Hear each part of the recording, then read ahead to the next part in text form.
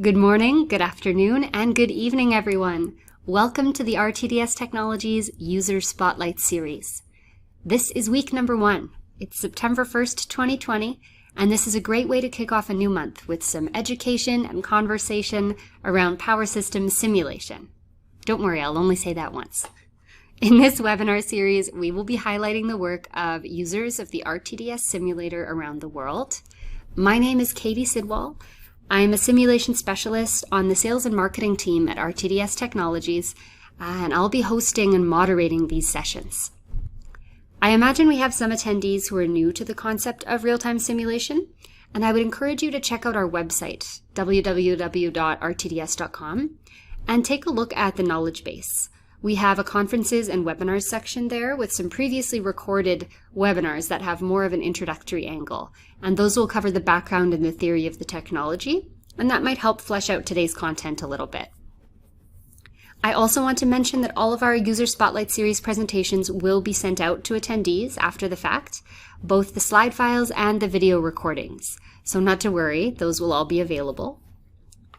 Please go ahead and submit questions via the Q&A function throughout both presentations. We will be actively answering questions via text during the session. And then after both presentations are finished, we'll discuss as many questions as we can in conversation, and you'll be encouraged to continue submitting feedback and questions as well. Also, please say hello in the chat. We really enjoy engaging with everyone, seeing some familiar names, and meeting some new people as well. So open the chat widget if you want to say hi. We have 2 great speakers lined up for today, so let's get things started with our first presenter. We are really happy to have Friedrich Alexander University, FAU, be kicking off this event. Just over a year ago, they acquired the most powerful real-time simulator at any university in Europe. And that consists of 6 NovaCore chassis, over 500 input and output channels, and multiple power amplifiers. So we're really excited to see what comes out of this laboratory. I'm therefore very pleased to introduce Timo Wagner. Timo is a research associate at FAU. He finished his studies in electrical engineering in March 2020. After the studies, he started in May 2020 as a research associate at the Institute of Electrical Energy Systems. The aim of Timo's work there is the development of digital twins on the RTDS for online dynamic stability assessment. The concept includes the integration of a single source of truth for data exchange and management between different offline and online network analysis tools. Finally, several stability investigations, including power hardware in the loop tests, can be performed on a digital twin. In different research projects, Timo is working on different voltage levels, adapting the concept on the specific research requirements. Timo's presentation is titled Feasibility Study for the Implementation of a Digital Twin in Low Voltage Grid Area. Please give a warm round of applause in the comfort of your own office or home to Timo Wagner.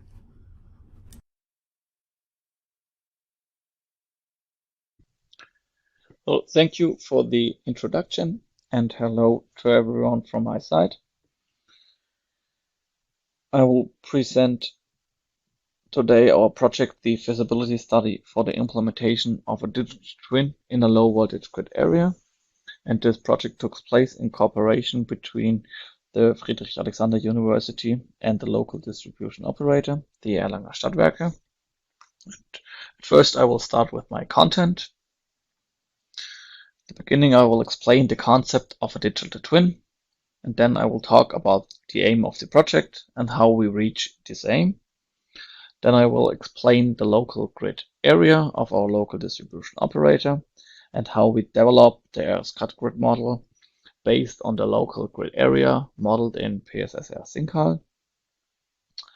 And the last part of the main part is the data transfer via a Python interface. And finally, a short outlook for further research. So let's start with the concept of a digital twin. We can see here on the bottom right side the area of interest, so our field area, and our real-time model in the top left area, so our RSCAD grid model, which is equivalent to the area of interest in our field area. So we have in the real world, the field area, our area of interest, and in the digital world, our IRS cut grid model, which are equivalent. In this area of interest, in the real world, we have measurement devices, and these measurement devices send data to a data interface, and the data interface sends the data to our IRS cut grid model. So we have a connection between those grid models. So the real world and the digital world is connected via a data interface. Based on the IRS cut grid model, we can perform some power hardware or hardware in the loop tests with a power amplifier and real devices. So for example, storage systems or PV modules. And another point is that we can perform or we can trigger some events based on our digital grid in the RTDS. And for example, we can trigger some short circuits or anything else, and then we can recommend some actions for the local distribution operator. So that's the concept of a digital twin, and we have a real online connection between the real world and the digital world.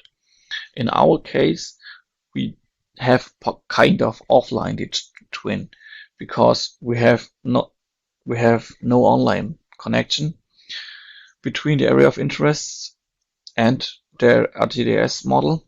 Because of IT security, it is not possible that we get the online values of the local distribution operator. So we have also always a time delay, and we have only one load flow scenario which we import in the RTDS system. So now let's have a look at the aim. So of course the aim is the feasibility study of a digital twin in the RTDS system of a grid section. But how we reach this aim? So we have our base model in PSS Synchronization, which is shown here in this picture. And in this grid area, we have measurement devices. We have smart meters which measure the PV systems, and we have measurement devices by the company Janitza, which are placed at each feeder, and this devices uses the software GridWiz, uses the GridWiz software to show this data like it's shown in this picture here. So, and based on the grid model and the measurement data, we built the IRS cut grid model shown here, and then we import the measurement data to our loads and source components in the IRS cut grid. Okay, before we build the IRS cut grid model, let's have a look at the local grid area. We can see the entire grid area on the right side in the PSSR Synchronization, and this is an active distribution network. So it means we can have a change in the load flow from high voltage to low voltage. In the conventional load flow, we can now have a change, so from the low voltage back to the mid voltage and high voltage because of the high PV infeed. Each feeder in this grid area is equipped with measurement devices. So the measurement devices measure different electrical parameters. In our case, the important values are the active and reactive power sums as sample per minutes. The most loads in this grid section are households and business units. It's part of the local city grid. So the installed PV capacity is about 820 kilowatt peaks, and the rated load is about 834 kilowatts. The total area of this grid is 0.8 square kilometers. So we have only a look at the blue marked field here. This is our area of interest. This is about 0.1 square kilometers and approximately 150 nuts. There are 68 consumers and 11 PV systems in the grid area. So that's it to the grid area, and now we want to develop the HRL grid model.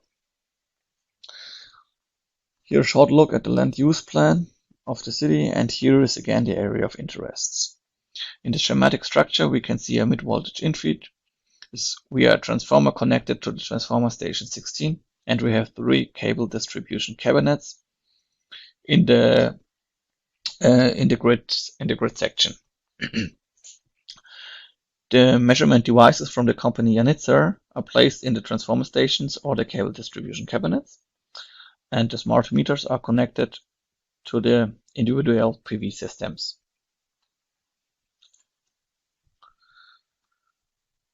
Okay, before we build the HRL grid model, we have a closer look at the PSSR Synchronization grid model. This is the entire grid model again, and we only have a look at the blue marked field, the area of interest here.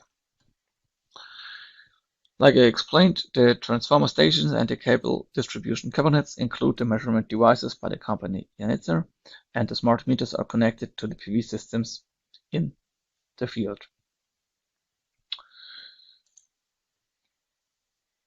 Before we build the HRL grid model, I replace the loads along a feeder by a substituted load. What is the reason for this?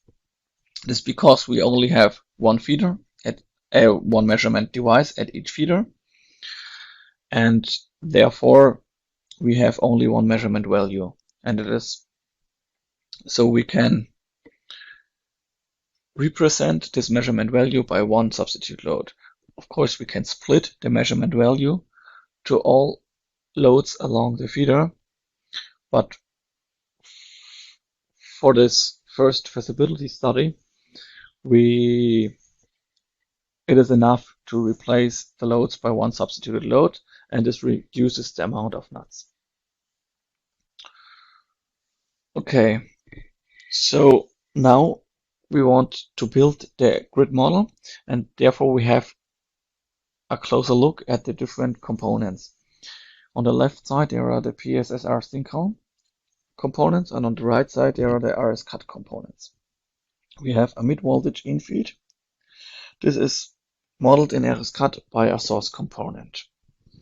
Then we have a transformer, which is of course modeled by a transformer component, and we have the lines, which are modeled in HRL by HRL links.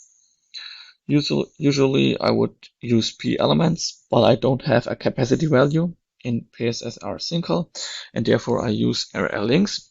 This would be a point for further investigations to improve the line models. And the last two components are the consumer and the PV infeeds. In PSSR Synchronization, it is possible to use the same component because this component can be bidirectional. So it is possible to write a negative value into the load. In HRL this is not possible. Therefore, we have two different components, one dynamic load and one dynamic PQ source. So with these components and with the grid section, the grid section in PSSR Synchronization, we can build the HRL grid model. We can see the source, the transformer, and the transformer station, which are similar in our Synchronization grid. We can see the cable distribution cabinets. Here we have the lines, so the HRL links, and we have a PQ source and PQ loads for the substituted loads. Okay, so now we have built our HRL grid model, and the next point is the data transfer. So we want to use a Python interface to import data from a database to our HRL grid. So the basic idea shown is that we want to import a load flow scenario in the previous developed HRL grid model. So this is shown in the picture here. We have the measurement data, which is stored in a database, and then we use a Python API, so an application programming interface, which collects the data of the database and imports the data to the RSCAD grid model. This all takes place only in the draft file, so we don't have a change in the runtime file.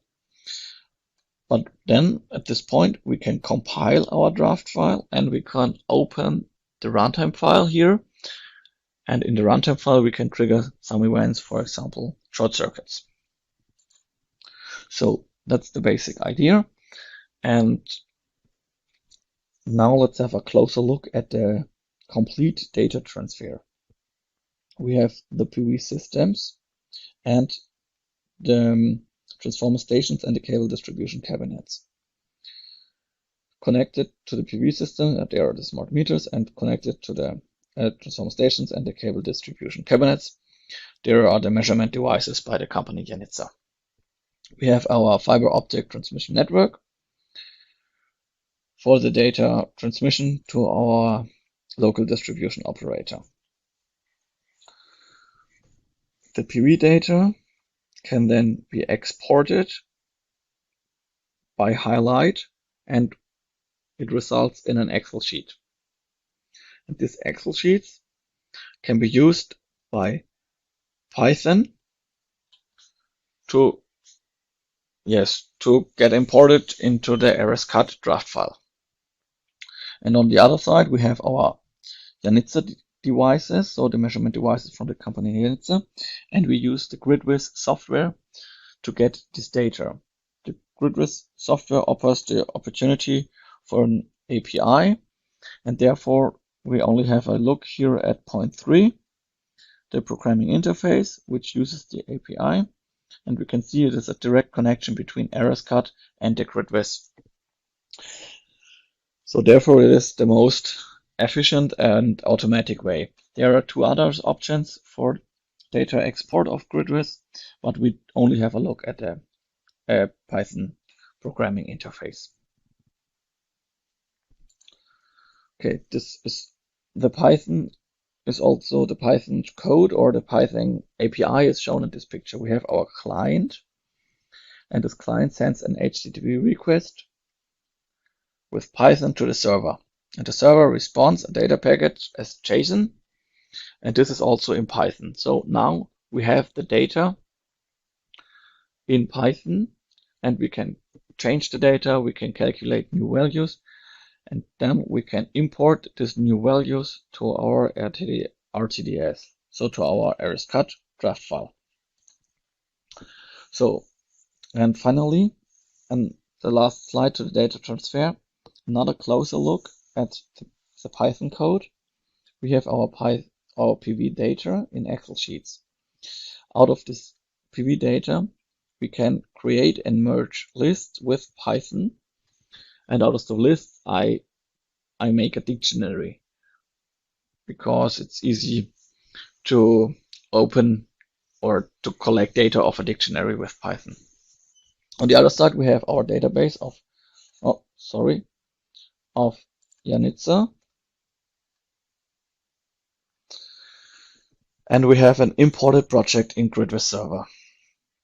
Then we have our HTTP request, like I have shown in the previous slide, and we are looking for the active and reactive power sums because we want to import the active and reactive power in the loads, in the dynamic loads and the dynamic PQ source in RSCAD. If we have the reactive and active power sums, we can directly merge some lists. Otherwise, we have to calculate the P and Q sums by the phasor components. Okay, then based on the lists, we make again dictionaries again, and based on the dictionaries, we can calculate our substituted loads. Then we import the substituted loads in RSCAD, and finally we have our newly filled draft files with the substituted loads. Then we compile our new draft file and we can open the runtime file. So that's it with the main part. We have built the errors cut grid model, and which is equivalent to the PSSR single grid model, and we have imported the data of the database into our errors cut grid model with a Python interface. And on the last slide, I want to talk a bit on further research. So at first, we want to increase the modeling depth with respect to grid dynamics. So converter control, or like I explained in the presentation before, the line models. Then we want also to expand the grid area. So we don't want only to model the blue marked field, so this area of interest. We want to model the entire grid area. The next point is to import load flow data and topology changes from several offline simulation tools. So until now, or in this presentation, we import the data of a database. But it would be also nice if it's possible directly from PSSR single to export the data and to import it into errors cut. The way to do this is shown in this picture. We have our PSSR single or other offline simulation tools. We have a closer look in the PSS ODMES, and then we want to export it as the CGMES format, and then we want to use Python again to import it into the errors cut. So, and the last point is to perform some power hardware in the loop analyzations in the low voltage grid section, for example, with some storage devices. So that's it from my side. Thank you for your attention, and thank you for giving me the opportunity to present our project here in the RTDS User Spotlight Series. And if there are any questions, I'm looking forward to answer them. Thank you. Thank you, Timo, for a great first presentation. We've seen a lot of great engagement in the Q&A, so thank you all for submitting those questions, and we'll try to get to them while we move on to the next presentation. I'm happy to introduce our next speaker, Dr. Om Nayak. Dr. Nayak is the president of Nayak Corporation, which represents RTDS and PSCAD in the US. His area of expertise is electromagnetic transients modeling and simulation of power systems. He has extensive hands-on experience with RTDS and PSCAD as a developer, user, and consultant to many utilities in the US. Dr. Nayak obtained his bachelor's degree from Mysore University, India, and his master's and PhD degrees from University of Manitoba, Canada, all specializing in power systems. His past industry experience includes his work at Bosch and Siemens in India and Manitoba Hydro International in Winnipeg, Canada. He's a senior member of the IEEE.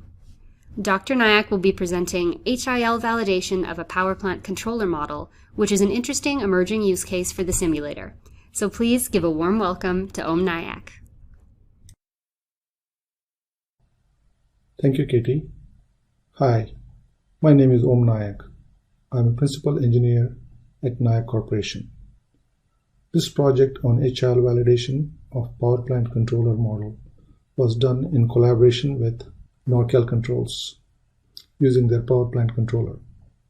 I would like to thank Robert Lopez and Seth White from Torkel for their support. The modeling and HRL validation work at Nayak was done by Dr. Venkat Lakshmi Narayanan and Chatura Pattabandi. Torkel provides open source automation and controls engineering solutions. Their solutions are flexible, scalable, and completely customized. They are the go-to providers of systems agnostic turnkey SCADA systems, training, consulting, and troubleshooting support for solar PV operators across the country. Having come from a traditional power generation background, which has much more complex control requirements, Torkel has earned the reputation as the strongest in controls for solar PV integration. Nayak specializes in power system simulation tools and services. We are the independent representatives for world-class simulation tools such as PSCAD and RTDS in the US and in India. We provide technical support and training on these products. We also provide a full range of study services, including PSCAD model development, renewable energy integration studies, HRL testing using RTDS, and DER model development using PCC and TSAT. This project started off as a PSCAD model development and later evolved into the HRL validation. We think that this project is unique and we hope you find it useful. Before presenting how we went about validating this model, let us examine why this modeling and validation is important in the first place. Renewable energy installations is increasing exponentially in North America and around the world for that matter. Modeling and simulation is an important and indispensable tool to study and operate the rapidly changing power system. Most of the renewable energy resources utilize inverters with fast controls.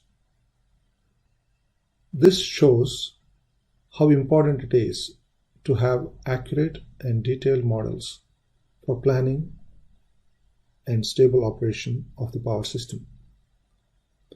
So it is no surprise that most utilities in North America, Australia, and several in other parts of the world require all new renewable installations to supply inverter models compiled using the actual control code to allow detailed transient studies.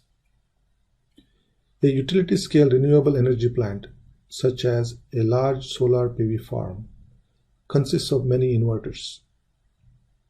Utilities want to treat the entire farm as a single energy source. Power plant controllers fulfill this requirement by acting as a single controller for the entire plant capacity. Because of this integral role they play, detailed models of PPCs are also required by the utilities. However, validation of these models against the actual hardware controller is not universal. In fact, it is rarely provided. PPC is typically implemented on a PLC. Several functions, including PID controls and deadbands, can be implemented in different ways and can result in unexpected differences between the model and the actual PPC. Torkel supplies the PSCAD model of their PPC for most projects. As an additional quality control check, when the HRL validation was proposed, Torkel was quick to realize its value. Validation via field test is usually restrictive. The HRL validation using RTDS is well accepted, flexible, and economical. And that is what we are going to present here. Let us look at HRL in general. I have included this slide for the benefit of those who are not familiar with HRL simulation. Others, please bear with me. HRL simulation stands for Hardware in the Loop Simulation. This specifically implies that a hardware controller such as a relay, generally called a device under test or DUT, is operating in closed loop with a simulated power system running in real time. In the setup here, the simulated power system operating in real time is running on the RTDS simulator shown on the left, and the hardware controller is on the right. These two are connected via high-speed, high-precision analog interface using D to A to D I/O cards, or protocol-based communication such as Modbus, DNP3, IEC 61850, or the combination of the two. If the device requires actual current and voltage that is beyond the operating range of the I/O cards, we may need to interface the I/O signals via amplifiers as shown here. The list at the bottom shows typical HRL applications. Replica controls and protective relay applications are very well established. But with the increase in renewable energy installations, HRL has become useful in newer applications in microgrid and DER controls. Now let us look at the HRL setup specific to our project. We have a PSCAD testbed and an RTDS testbed. It is important to have a common network with identical dynamic behavior against which both the model and the hardware PPC dynamics can be compared. The energy storage plant was chosen for the testbed because it allows the power exchange in both positive and negative direction. The PSCAD model of the PPC was developed based on the actual PPC implemented on a GE programmable logic controller. The hardware PPC communicates with the RTDS plant via Modbus communication. Hence, it has communication delays of variable duration in the order of several milliseconds. Modbus communication was emulated in PSCAD with a fixed average delay based on HRL observations. This shows the runtime interface of the RTDS model. The layout is similar to the testbed layout. The user can perform all the HRL tests from here and view the results on meters or on plots. It's important to validate the two testbeds against each other to create a common baseline. Here the PPC in both the testbeds was replaced with manual P and Q commands. Plot was used to overlay RTDS results over PSCAD results. The top plot shows the system response for a step change in P order. And the bottom plot shows the system response for a step change in Q order. Both plots have PSCAD response in red and RTDS response in blue. Since there is no PPC and hence no Modbus, there is no delay between the step order and the beginning of the ramp response. You will see those delays in later plots. As you can see, both the responses are identical. Now let us look at the PCC model implementation in PSCAD. It provides two outputs to the testbed power plant. P order from the power and frequency loop and Q order from the QE loop. Power loop takes reference commands for real power and frequency. It receives measured power and frequency feedback from the testbed. Similarly, QV loop takes reference orders for reactive power, voltage, and power factor, and receives measured reactive power, measured voltage, and measured power factor from the testbed as the feedback. Power factor is either calculated inside the PPC or can be provided as a feedback.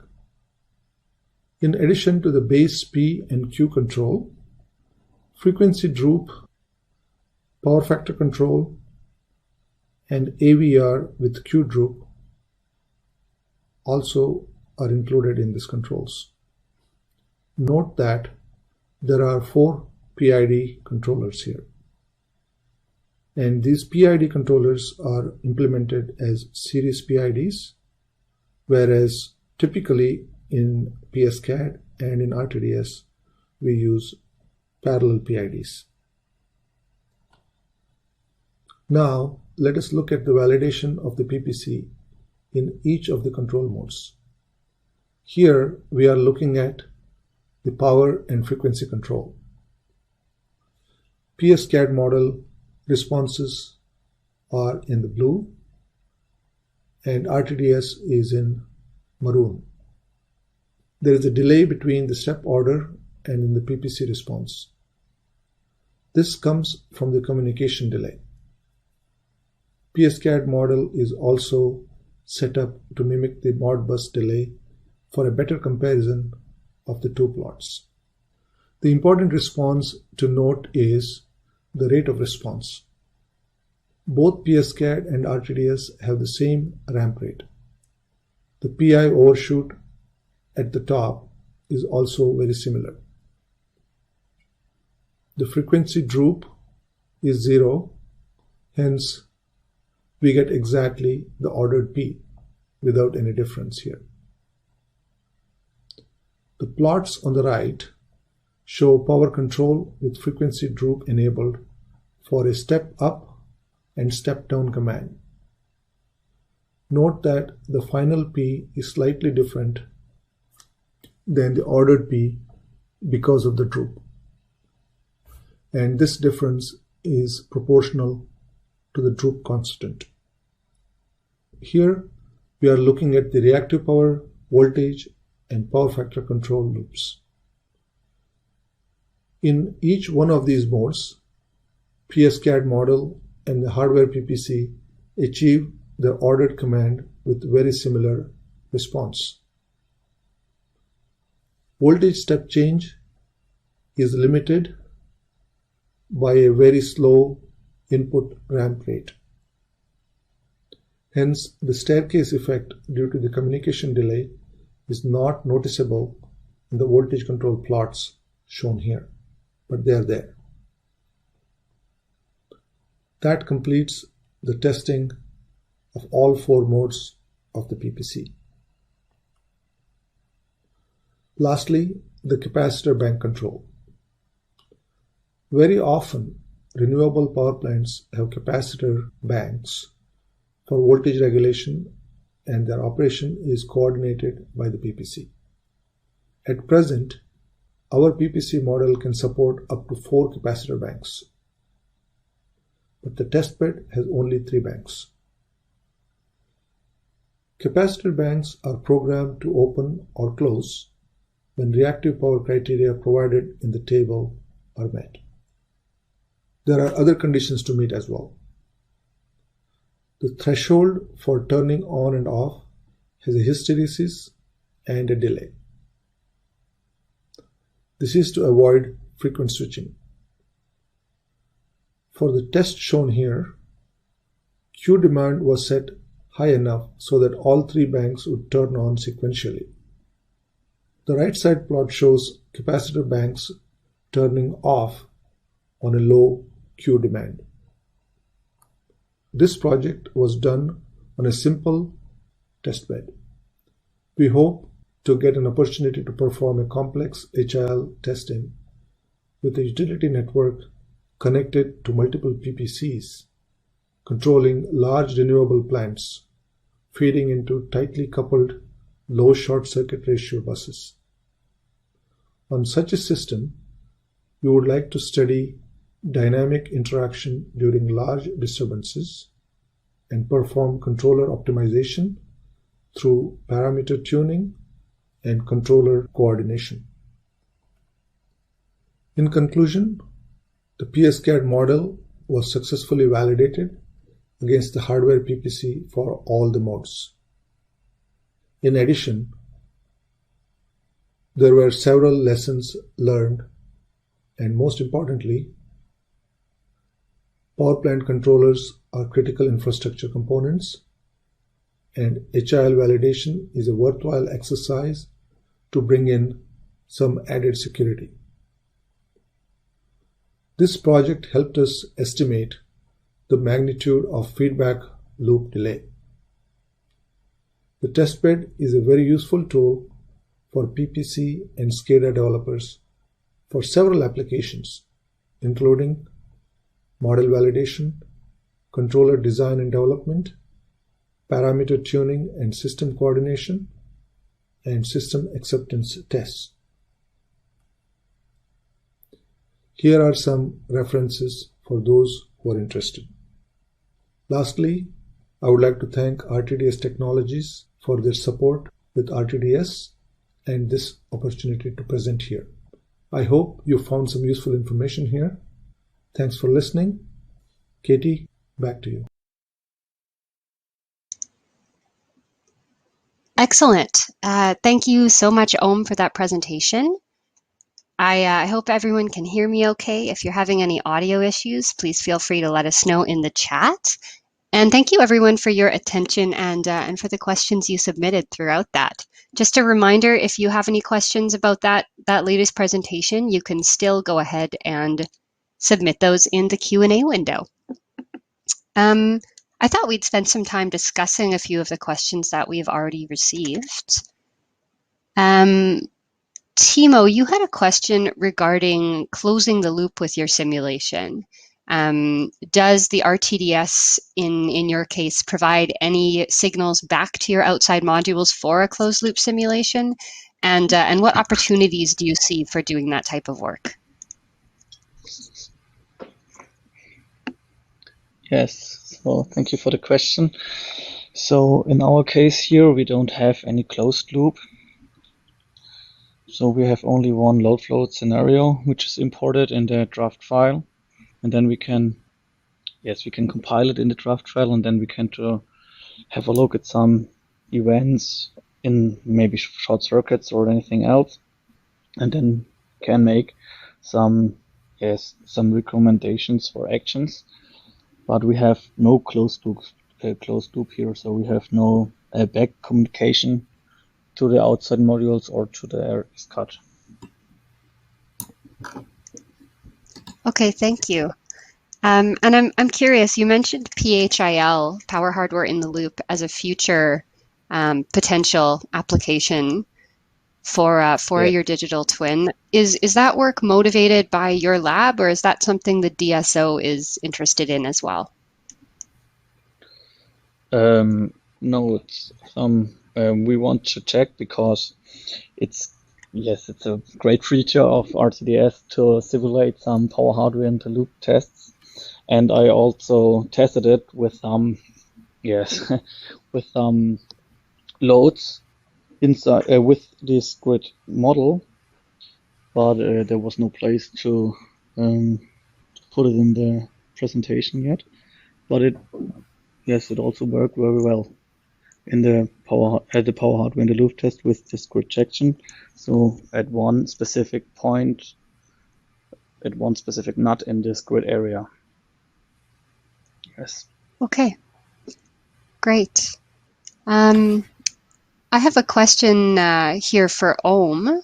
Om, I wonder if you would discuss this question. Would it be a better representation in PSCAD if the time delay between the PPC model and the rest of the circuit was variable?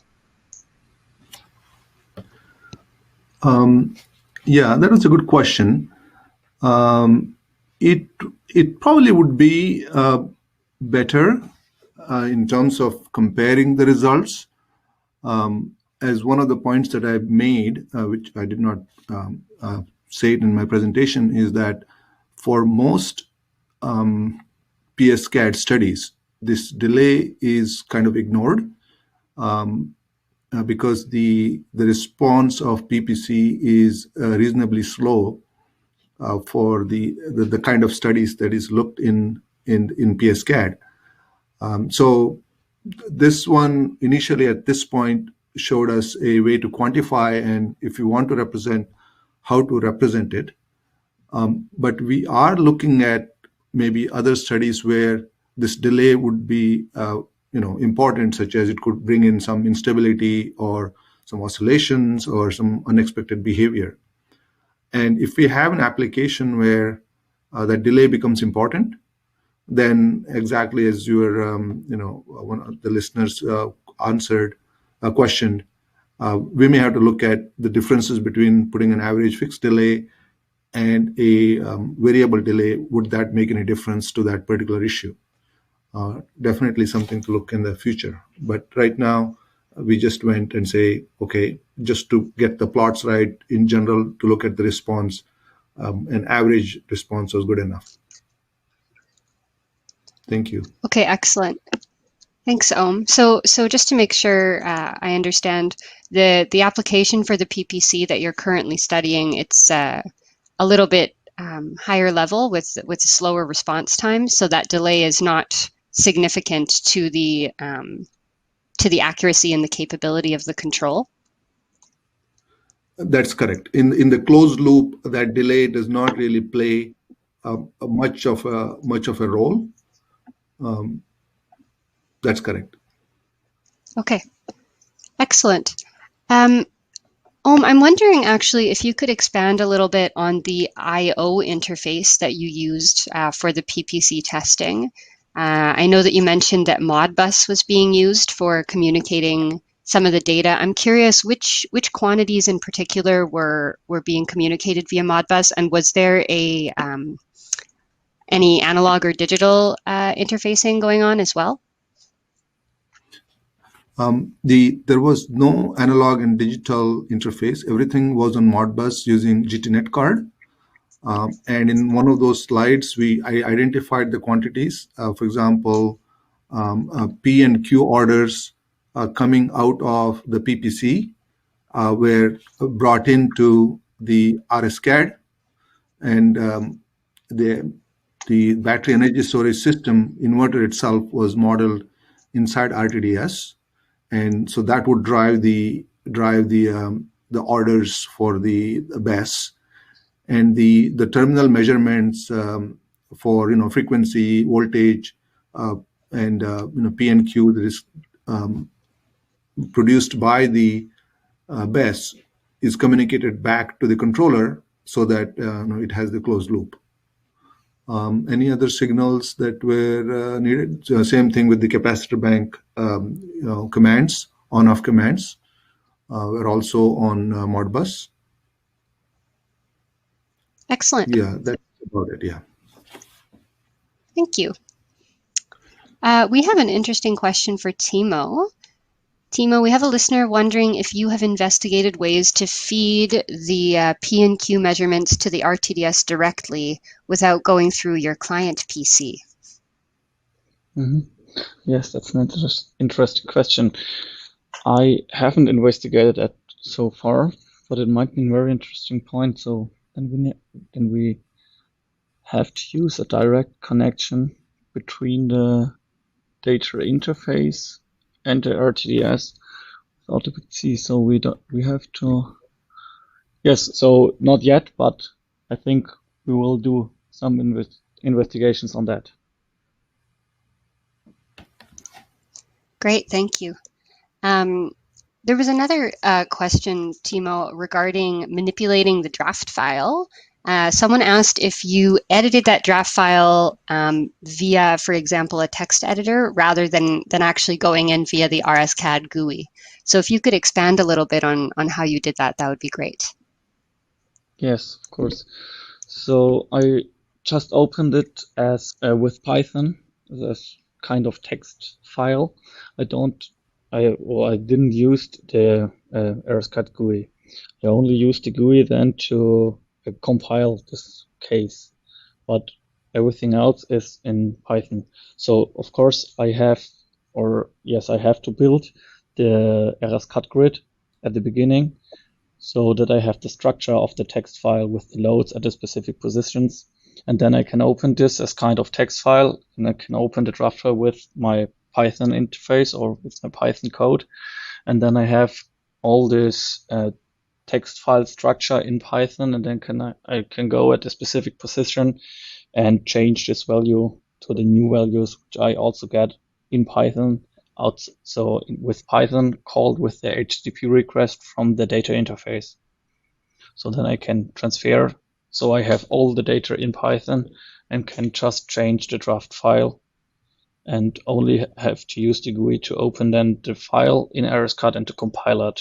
So then after this, I can change to the runtime file. Great, thank you. I'm curious also about model validation from your perspective, Timo. So when you were doing the load substitution and that aggregation that you did to the DSO model, did you do any validation on that against existing models that they had? Yeah, so I compared the PSSR single grid model and the RSCAD grid model just for the load flow results, and they were close together. And yes, that's the kind of validation in this, but might be a little bit less. Excellent, thank you. Let's see here. We have a question also about synchronization and whether you played any part in synchronizing those 1 minute measurement data, the real and reactive power data from different devices on the DSO network. Yes, so I don't know this, I can't answer. It's only because I just get the measurement values by the DSO, so and the synchronization of the measurement units is done by the DSO. Okay, so that's on their side. That makes sense. I think we are wrapping up our Q&A here. If anyone has any outstanding questions, please feel free to submit them now. And Om or Timo, if you have any additional comments that you wish to say, please feel free. There's another question, I think. Import export data from RSCAD. So I have thought about using the import export function, but there were some PSS single exports to PSSE and then from PSSE to import it into the RSCAD file. But the PSS or single export then changes some data in by the transformer, and therefore for this little case it was easier to build it just by my hand. But for bigger grids or bigger grid models, then it would be necessary to use this export and import option by RSCAD. Excellent. Okay, that's good to know that you could maybe make use of our built-in draft feature. Yeah, as a comment, I would like to add a little bit. So in one of the future works, I just mentioned that controls coordination is one of the things that we would like to do. If we have a couple of minutes, I would like to just elaborate on that, Katie. Yes, absolutely. Go ahead. Okay. So what I meant by that is there are applications where several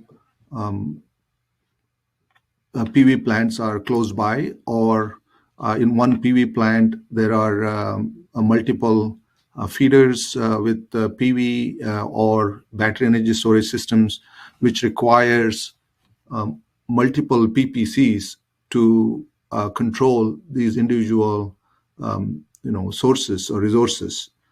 And one of the applications would be voltage regulation. When there are multiple PV farms trying to regulate the voltages at buses that are close by, you need to kind of coordinate them. So testing those systems, I think it becomes very important right now, because if there is no platform that can do in a closed loop with the controls and the grid in terms of the responses, because some of them are very high short circuit buses, some of them could be very sensitive low short circuit buses. So it's important to have the feedback of the grid when you do the voltage regulation. Otherwise, you can have a total unbalance of VAR supply from one plant, supplying too much more than its fair share.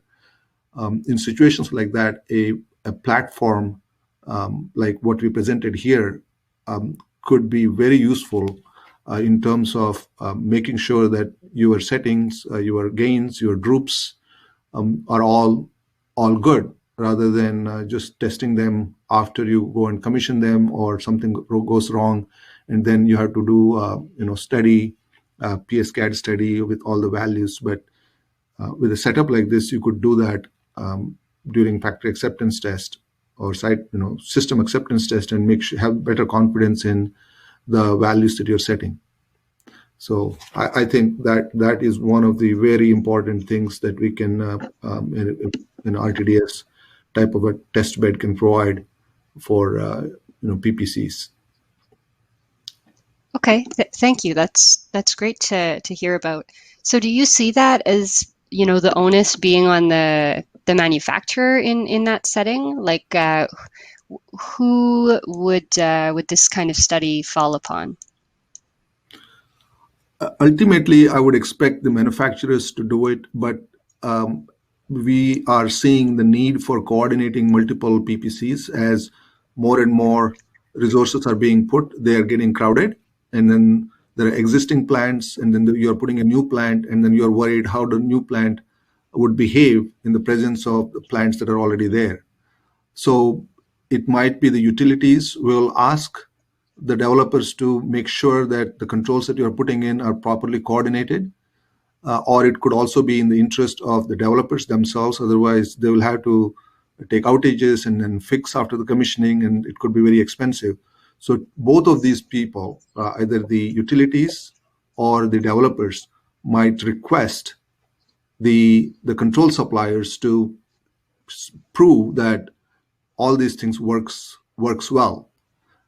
So I see that kind of a trend or requirement being put in the future, but that probably will become more definitive as some of the site problems start coming up, and then people start seeing these things in the literature or in the industry. Then they'll say, we need to preempt this by doing these kind of tests beforehand. And I see that kind of coming in the future. Right. Well, that's good to hear about. Thank you. And I really appreciated that both of these presentations were presented somewhat unique applications of the simulator. So I think it was a really great way to kick off our User Spotlight series. I think we are just coming up on the end of the hour, so it's a good time to wrap up. I just want to thank both of our presenters very much for being with us today, and for all of you for tuning in as well. We wish we could be together in person, but unfortunately that's not the case right now. So we really appreciate these opportunities to connect virtually, and we look forward to seeing more and more familiar names throughout the weeks as we continue this event. So thank you everyone for joining us, and feel free to reach out via email if you have any additional questions, and have a great day. Thank you, everybody.